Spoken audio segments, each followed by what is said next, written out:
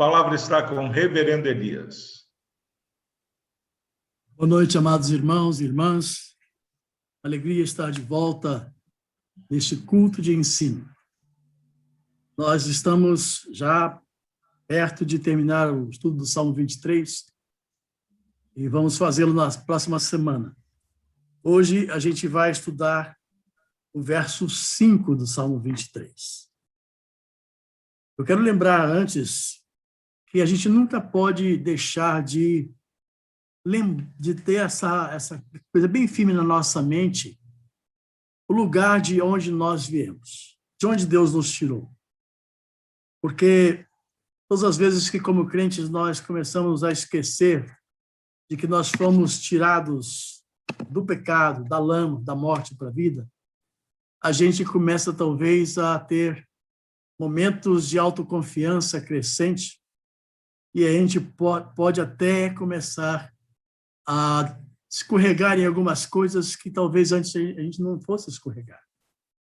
Então, é muito importante que a gente esteja sempre se lembrando de que o Senhor nos tirou do tremedal de lama, colocou os nossos pés sobre a rocha, e nessa figura do Salmo 23 que eu estou usando, foram colocados nossos pés numa rocha que estaria no primeiro degrau, usando esta figura.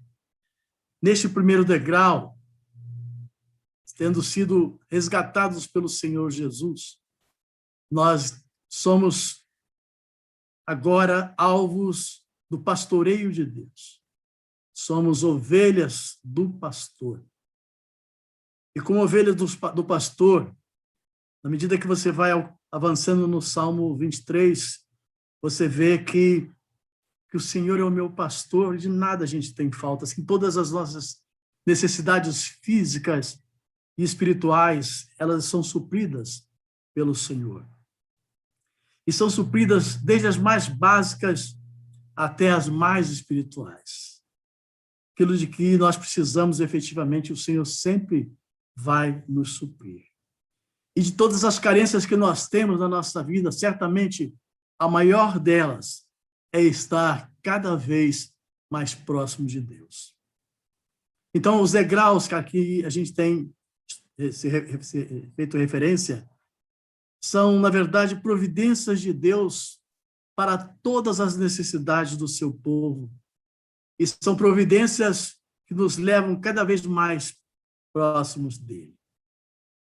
Então, a gente, no primeiro degrau, viu da nutrição física e espiritual, nós vimos dos pastos verdejantes, do renovo das nossas forças físicas e espirituais, do descanso no Senhor, quando recebemos o Senhor Jesus Cristo, porque Ele é o nosso descanso.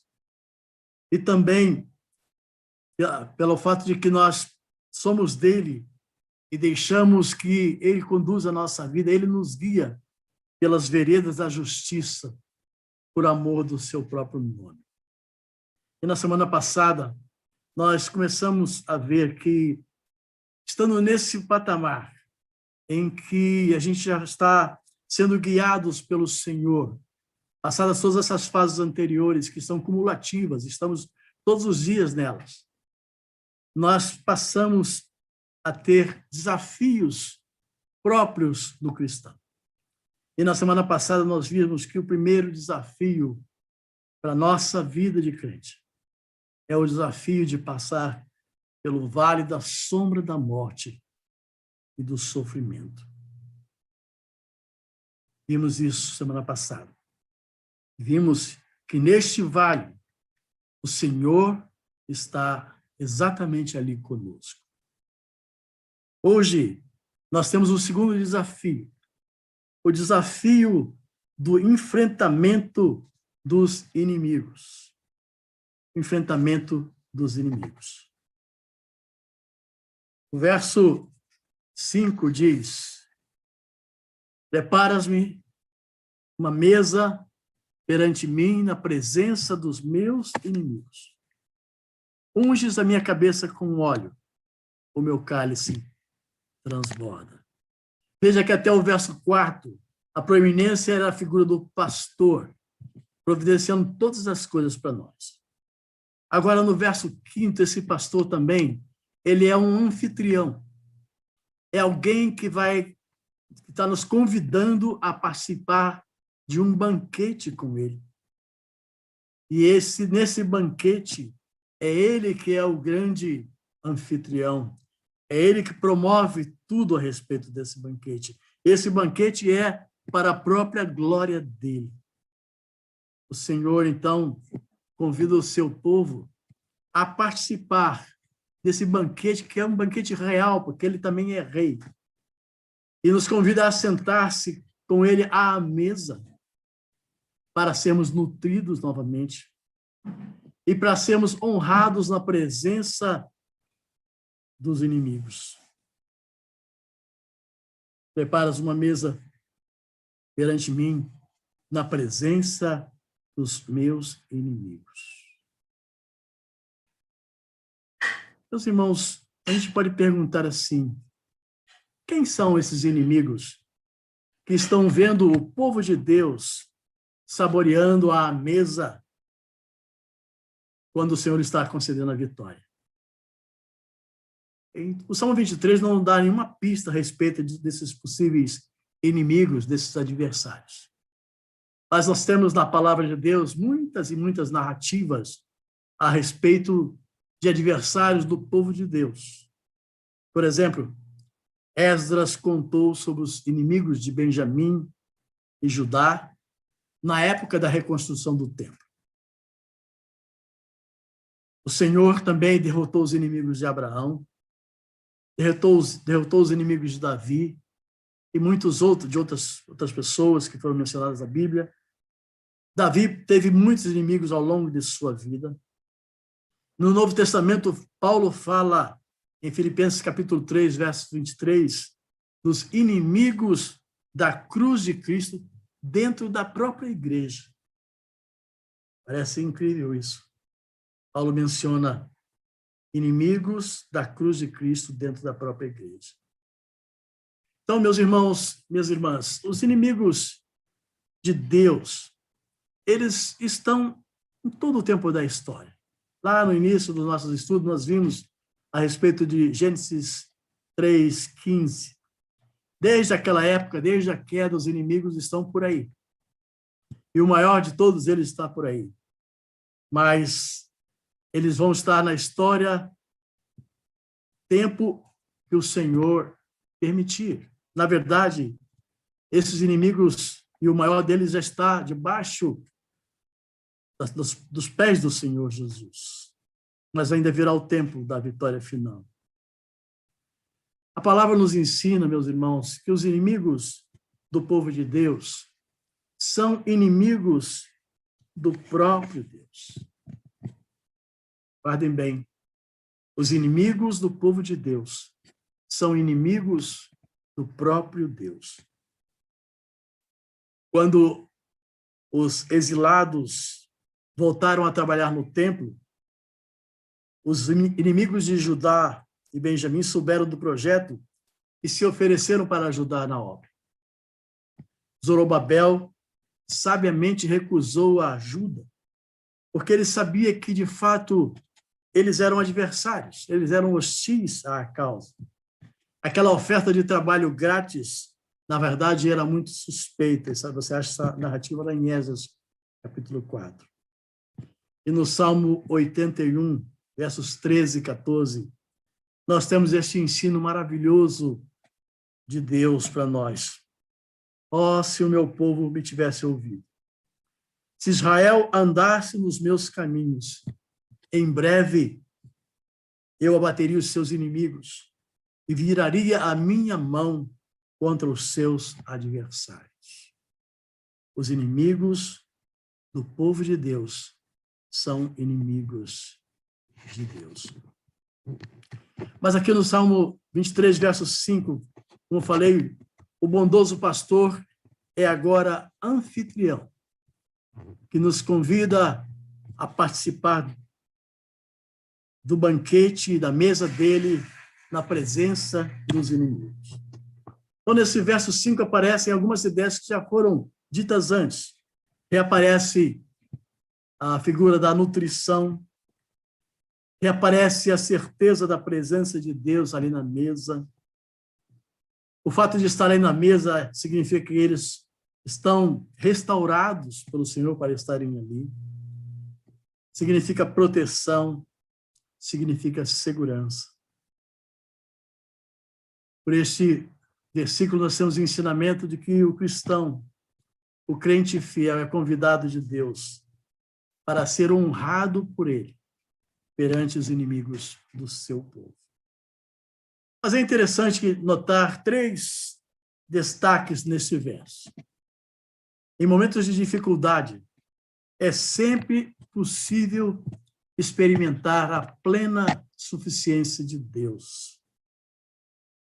Em momentos de dificuldade, meus irmãos, minhas irmãs, é sempre possível experimentar a suficiência plena de Deus. Aqui nesse versículo nós temos 3 dessas suficiências. O verso diz: tu preparas a mesa para mim. O verso diz: tu me unges a cabeça com óleo e o meu cálice transborda. Tu preparas a mesa para mim é o primeiro destaque que eu quero fazer nesse instante. E para fazer esse destaque, eu preciso recorrer ao Salmo 78, que no verso 19 tem uma pergunta que foi feita pelo povo desobediente de Deus. Falaram contra Deus e disseram: acaso pode Deus preparar-nos uma mesa no deserto? Se você ler o Salmo 78, vai ver que o salmista está recontando ao povo a história da redenção. A história de eles terem sido levados ao deserto até a chegada a Canaã. E esse Salmo 78 é interessante porque é como se ele tivesse um título assim, é para a gente não se esquecer. É para o povo de Deus não se esquecer. Nos versos 1 a 8, há assim uma lembrança da história. E no verso 7 tem um objetivo dessa lembrança. Para que o povo, para que nós também puséssemos em Deus a nossa esperança e não nos esqueçamos das obras de Deus, mas guardássemos os mandamentos do Senhor. Os versos 9 a 16 vão falar de milagres esquecidos, de providências de Deus, de bênçãos do Senhor, de que o povo foi alvo e que o povo se esqueceu. Versos 17 a 31 do Salmo 78 vão falar de murmúrios de inquietação. Dá a impressão, sabe, meus irmãos e irmãs, que quanto mais Deus dava ao seu povo, menos o povo apreciava as providências divinas para a vida deles. E aí eles fizeram essa pergunta: acaso Deus pode preparar-nos uma mesa no deserto? Salmo 78, 19. É como se o Salmo 23, verso 5, estivesse respondendo a esta pergunta. Tu preparas, tu, Senhor, preparas uma mesa para mim. Não só tu podes fazer isso, mas tu fazes isso. Tu preparas uma mesa para mim. Meus irmãos, minhas irmãs, jovens, crianças, a gente jamais pode duvidar da suficiência plena de Deus em suas providências para o seu povo. E essas dúvidas geralmente vêm quando nós começamos a não ser agradecidos por aquilo que o Senhor faz na nossa vida. Quando nós começamos a não reler na palavra de Deus todas as bênçãos que Ele tem preparado para nós na sua palavra. Começa quando a gente deixa de reconhecer o Senhor nos nossos caminhos. Tu preparas a mesa para mim, Senhor. E o Senhor Jesus, lá em João, capítulo 14, versos 1 a 3, nos fala de uma preparação ainda maior. Porque Ele disse: não se turbe o vosso coração. Credes em Deus, crede também em mim. Na casa do meu pai há muitas moradas. Se não fosse assim, eu vou-lo teria dito. Vou preparar-vos lugar. Quando eu for e vos preparar lugar, virei outra vez e vos levarei para mim mesmo, para que onde eu estiver, estejais vós também. O Senhor preparou para nós um lugar para onde iremos quando estivermos com Ele definitivamente, para estarmos à mesa do Senhor para todo sempre. Lucas capítulo 22, versos 29 e 30, diz assim: e eu, Jesus falando, vos destino o reino, como meu Pai destinou a mim, para que comais e bebais à minha mesa no meu reino, e vos assenteis sobre tronos, julgando as 12 tribos de Israel. A mesa do Senhor foi preparada, já está preparada para cada um de nós. Mas é para que nós, enquanto estamos aqui, estejamos prontos a participar dessa mesa. Paulo faz uma advertência muito séria na primeira carta aos Coríntios, no capítulo 10, verso 21. Uma advertência sobre quem pode se assentar à mesa do Senhor. Ele diz: não podeis beber o cálice do Senhor e o cálice dos demônios. Não podeis ser participantes da mesa do Senhor e da mesa dos demônios. Preparas-me uma mesa na presença dos meus inimigos, significa que eu estou comendo na mesa do Senhor, estou me alimentando na mesa do Senhor. E eu não estou dando trela para as coisas que querem me desviar da alimentação sadia que o Senhor pode trazer para mim a cada dia. Porque quando a gente começa a, como que, deixar um pouco de lado isso, a gente começa a substituir a alimentação do Senhor na sua mesa, qualquer outro tipo de alimento. Tu preparas a mesa para mim, é o primeiro destaque. O segundo destaque é: tu me unges a cabeça com óleo. Tu me unges a cabeça com óleo. Meus irmãos, o óleo no costume oriental, na hospitalidade oriental, era usado também em momentos de grande alegria.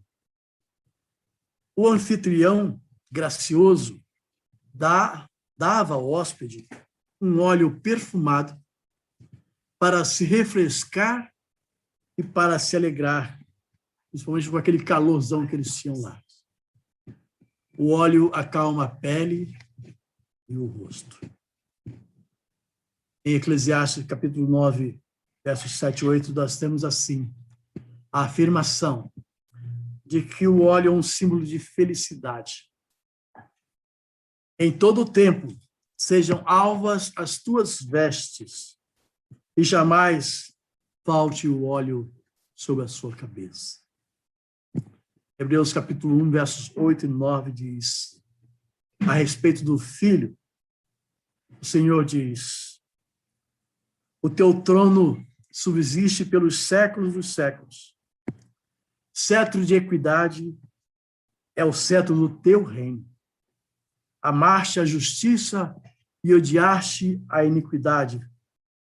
Por isso, Deus, o teu Deus, te ungiu com óleo de alegria mais do que a seus companheiros.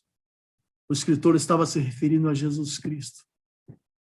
E esse Jesus Cristo que tem a missão, como nós lemos na semana passada, no capítulo 61, versos 1 a 3 de Isaías, palavra que está também em Marcos, que o Senhor é aquele que tem a missão de consolar os que choram, dispensar-lhes o óleo da alegria em vez de pranto, vestes de louvor em vez de espírito angustiado.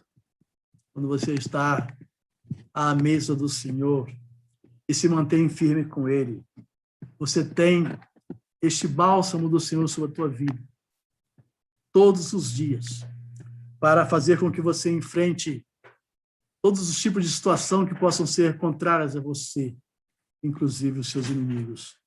Tu preparas a mesa para mim, tu me unges a cabeça com óleo. E o terceiro destaque, o verso 5, também é: o meu cálice transborda.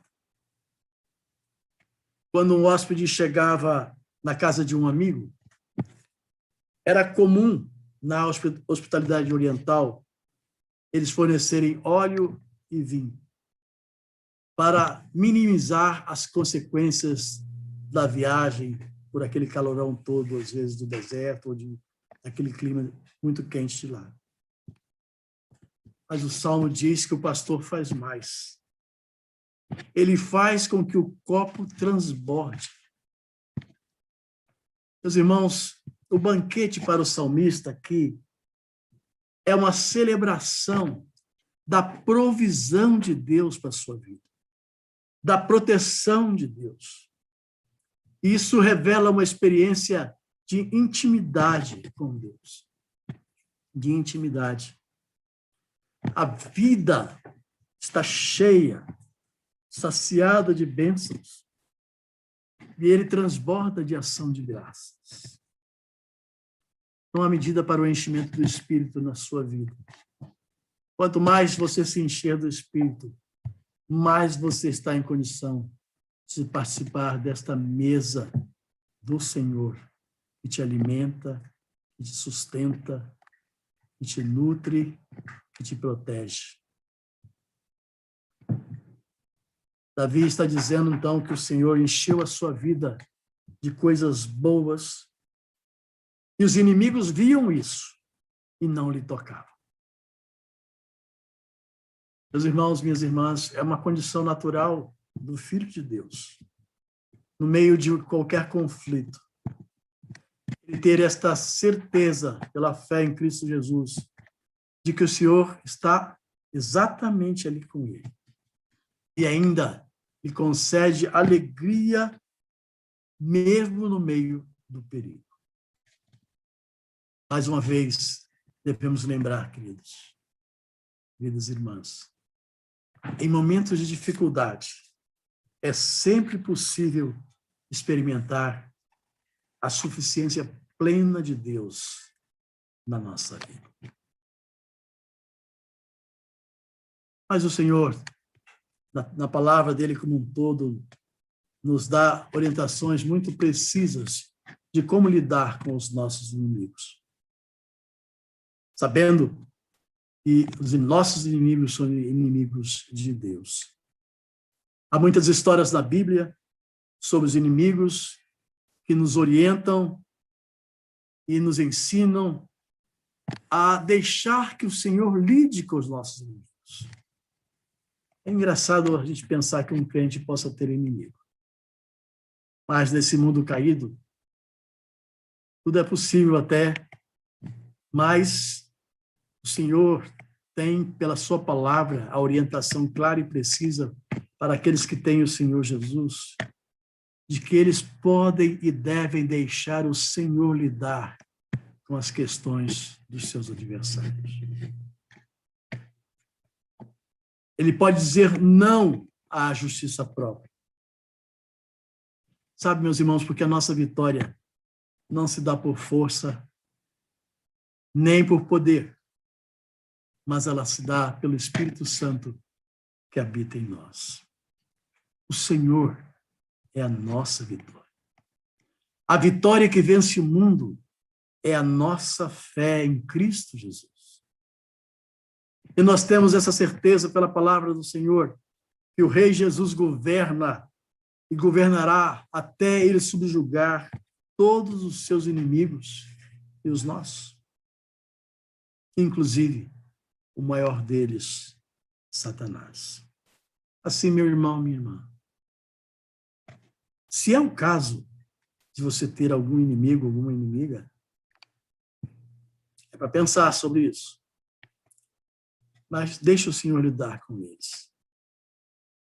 Porque o Senhor, na sua palavra também, lá nas bem-aventuranças, nos diz que ele oferece um banquete espiritual aos que têm fome e sede da justiça dele. Eles serão fartos. Fartos de quê? Da graça, da paz, da justiça e do amor de Cristo. Assim, meus irmãos, minhas irmãs, fazem parte do banquete que Jesus oferece aos seus, aqueles que obedecem a Cristo. Aqueles que obedecem a Cristo. E uma das coisas mais preciosas na obediência a Cristo, o próprio Jesus resumiu em dois versículos. Ama a Deus sobre todas as coisas. Ama o teu próximo como a ti mesmo, em resumo. E o Senhor Jesus também disse, eu vos digo também, amai os vossos inimigos. Bendizei os que vos maldizem. Fazei bem aos que vos odeiam. E orai pelos que vos maltratam e vos perseguem.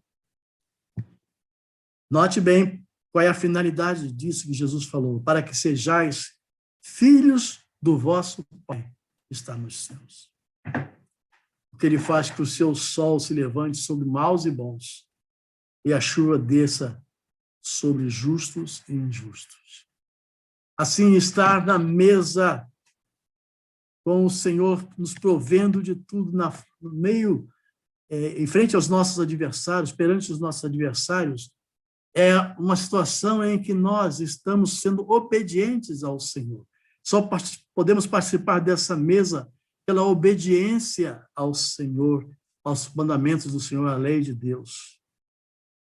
Estar no banquete pressupõe a obediência a Cristo, porque significa que os inimigos são vencidos pelo Senhor. E esse banquete que ele oferece aos seus, na frente dos seus inimigos, é um banquete para a glória dele, para a glória somente dele. Não é para a glória daqueles que estão no banquete, é para a glória daqueles que são do Senhor, pelo Senhor, mas não é para a glória dele especificamente, é para a glória de Deus. Aqueles que estão no banquete são honrados pela presença do Senhor. Só participam dos banquetes presentes e futuros, aqueles que são proporcionados pela ação de Deus.